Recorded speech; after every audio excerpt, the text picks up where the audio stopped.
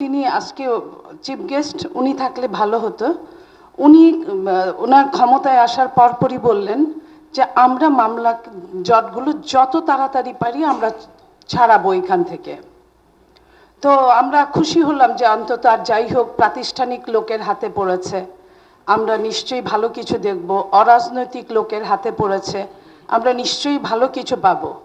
আজকে যখন এই সামারিটা দেখছিলাম, সেইখানে আছে হলো 43 লক্ষ মামলার যে জটটা, সেটা সিজিএস লিখেছেন।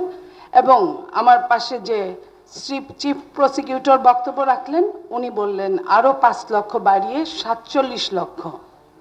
বিচারকের সংখ্যা, এটা তো কোনো সলিউশন নেই। আপনি কোনোভাবেই বিচারকের সংখ্যা ব্যাপক হারে না বাড়িয়ে এই সমস্যার সমাধান করতে পারবেন না।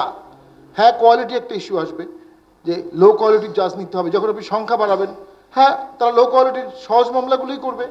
আমাদের তো মামলা অনেক ক্যাটাগরি আছে, কিন্তু সংখ্যা বাড়িয়ে যদি 5,000 ইমিডিয়েটলি করা না হয়, সমস্যা যেটা হচ্ছে যে 46 লক্ষ মামলা আছে, এখন থেকে 25 বছর যদি বাংলাদেশে একটিও মামলা নতুন না হয়, শুধু এই 46 লক্ষ মামলা করতেই 25 বছর লাগবে। তাহলে জাজ না বাড়িয়ে আপনি কিভাবে এই সমাধান করবেন? পাশাপাশি বিভিন্ন ল ইউনিভার্সিটিতে ছাত্র সংখ্যা রেস্ট্রিকশন সুপ্রিম কোর্টে দিয়ে দিয়েছে। যেখানে আমাদের বিপুল পরিমাণ জাজ প্রয়োজন, সেখানে লিগ্যাল এডুকেশনের সংখ্যা কমিয়ে দেওয়া হলো, এটাকে চ্যালেঞ্জের মুখে ফেলে দেওয়া হলো। ফলে ন্যাচারালি ভালো বিচারক পেতেও সমস্যা হবে। বাংলাদেশে গড়ে 80 থেকে 95 হাজার লোকের জন্য একজন বিচারক আছে। ভারতে এই সংখ্যাটা ডাবল, আমেরিকাতে এই সংখ্যাটা 10 গুণ, এর থেকে 10 গুণ সংখ্যা। তো সেখানে সংখ্যা বাড়াতে হবে। যেটা বাংলাদেশে ঘটে, একটা 5 লক্ষ টাকার সিভিল স্যুট শেষ করতে 20 বছর লাগে।